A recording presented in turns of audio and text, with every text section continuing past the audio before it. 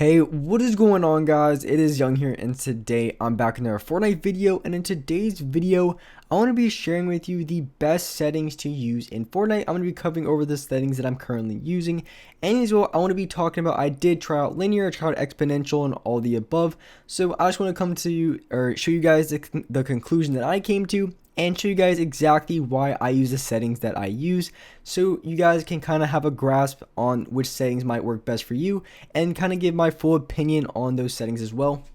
And before we get into the video, I have a V-Buck giveaway for Fortnite Chapter 2. If you guys want to be entered in this giveaway, all you guys have to do is to drop a like on this video, subscribe to my channel, make sure you guys turn on my post notifications so you guys can get notified for every single new video, and as well, leave a comment down below of your Xbox gamer tag, your PSN gamer tag, or Epic account, and you guys will be automatically entered into the giveaway.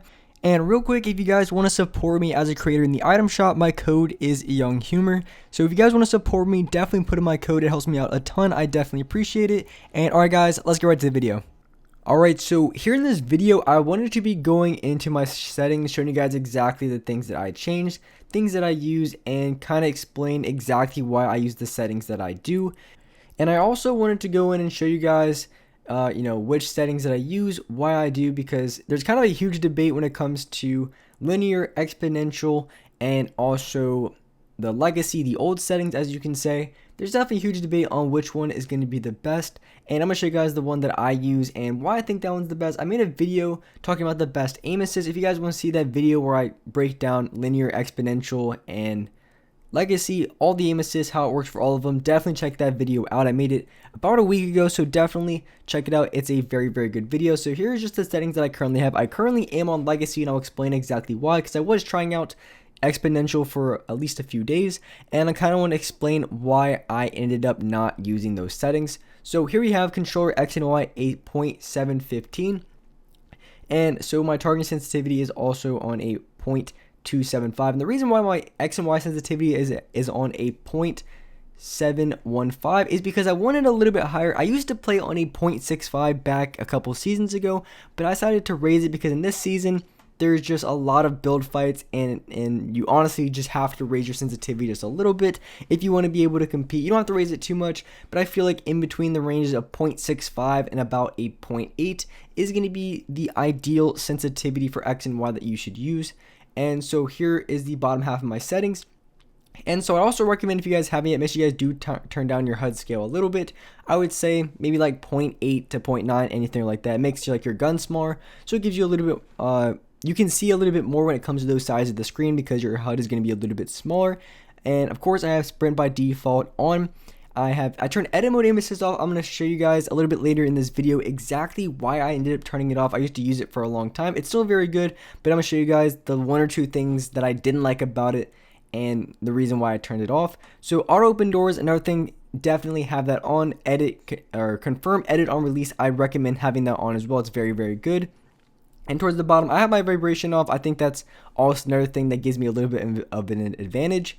And then everything else, I think the replay is a little bit glitched, but if you do turn that off, it can minorly improve your FPS, just because you're not constantly having to record and your game isn't constantly having to try to save those replays. So that can really help you guys if you have some sort of FPS problem. Not going to be the kind of all-in solution, but could be something that might help you out a little bit. So here on the linear and exponential, I personally, if I did use the new settings, which I did for like a day or two, I played on exponential. And the reason why you would want to hop on these new settings versus the old settings, the way I see it, is the aim assist is better on the old settings. I'm pretty sure that's pretty undeniable that the old sensitivity is better than the new sensitivity. But on the new one, you do have an option to raise your build mode. You also have an option to raise your edit mode. And those are kind of the two main things. You also have a lot of different, vertical boost, stuff like that, and you can get a lot more accurate with these settings. But you do have the option to raise your build sensitivity and your edit sensitivity much higher than on the legacy settings, the old settings, because you can only go up to 2, but on these settings you go up a lot higher. So if you are a creative warrior or you like playing a lot of zone wars, turtle wars, stuff like that, I would recommend playing on the new settings, just because you're going to do a lot of building, a lot of editing. So this can actually serve as very useful.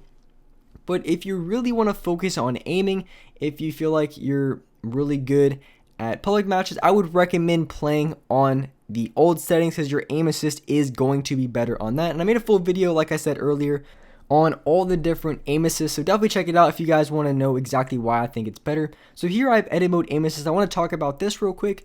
So as you can see, what it does is it rotates, it hovers to the nearest center of the closest square. And this is very, very good, and it's really easy to get wall edits down pretty much every single time. Very easy to do, but the two things I would say, well, it's kind of like the same thing but on two different structures. The problem that I had when it came to edit mode aim assist is sometimes it would get stuck in the middle, once after, if you get if you hit it at the right time, right there it's stuck. I'm holding it down all the way to the left. You can get stuck on this middle piece, and same thing can happen with the top of the wall. And I think that's the only two. I don't think it happens with squares at all, but it's just one of those things that can be very annoying to deal with. So for that specific reason, I turn it off. I'm trying it, and if I don't like it, I'll end up switching it back, because edit mode aim assist is very, very useful. It's just that one problem that can be so annoying to try to deal with.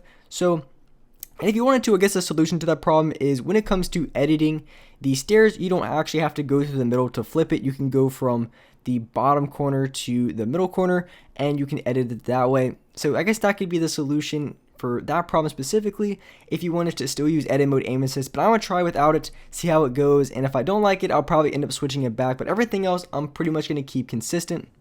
Now, going into my colorblind, I have it off because I have saturation and stuff on my monitor, so my colors look better anyway. But if you guys don't have that, you could try on the colorblind that starts with the T. I'm not sure exactly how to pronounce it, but definitely you could try that one out. Raise it to like 7 to 10, and it might make your game look a little bit better. But here for my binds, I end up changing it back because I changed it back because I changed to the new sensitivity.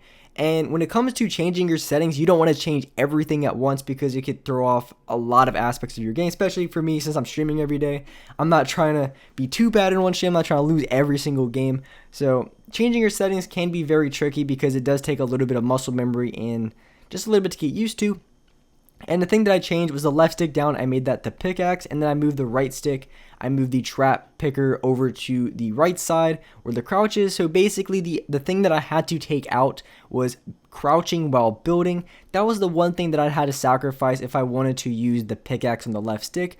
And the reason why I would have it that way is because you use the pickaxe all the time. It's one of those things you constantly pull out when you're trying to get someone's wall, when you're mining structures. So it just made sense to try to put it on one of my buttons, but it did come at a cost, and I wasn't able to crouch while building, which is something that I really like to have on. So I ended up switching it back. I might play around with it a little bit, but those were the main changes that I made. And so here for dead zone is really just a personal preference. You don't want to go any lower to the point where it would cause you for stick drift. But other than that, there's not really too much to be sad playing a 0.16. You really just have to figure out exactly what works for you. And some people like it really low, some people like it a little bit more. Really depends on exactly the type of dead zones that you like. But I definitely like a little bit lower, and so that's what I play on. And so real quick, showing you guys the aim assist and why I like the old settings. So basically, like I said, if you're a creative warrior, if you're a type of player to play a lot of zone wars, if you play a lot of creative stuff, then I would recommend playing on the new settings, because you have the upper hand when it comes to building and editing, because you can have such a higher building and editing sensitivity than someone who plays on legacy. So that is an advantage that you have.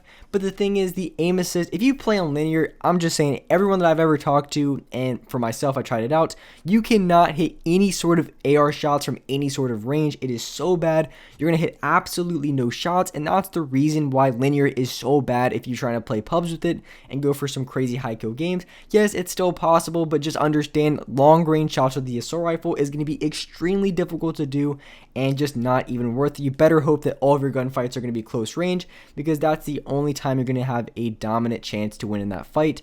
And the thing I like about the old ADS is because when it comes to ADSing, it locks onto the other player a lot easier. With the new settings, it doesn't lock on at all. The only time you get aim assist at all is you get a slowdown when you move left to right, but you also get it when it comes to the old settings. So with the old settings, you basically just get the added boost of like an auto rotation or an auto lock on the other player you're going to, which is so much better than the new aim assist. And that's the reason why I'm still on the old one, because if the new settings had the old aim assist, I would 100% use it, but that's the one thing holding me back. So that's why I switched back to legacy settings. I tried out exponential for a day or two, but I just couldn't get over the aim assist. It just wasn't good enough. So that's why I decided personally to go ahead and use the legacy settings. And with that being said, that's all for this video. If you guys enjoyed this video, if you guys found this video helpful, make sure you guys do drop a like, subscribe to the channel if you haven't already, turn on my post notifications, you get notified for every single new video. And alright guys, I'll see you next video.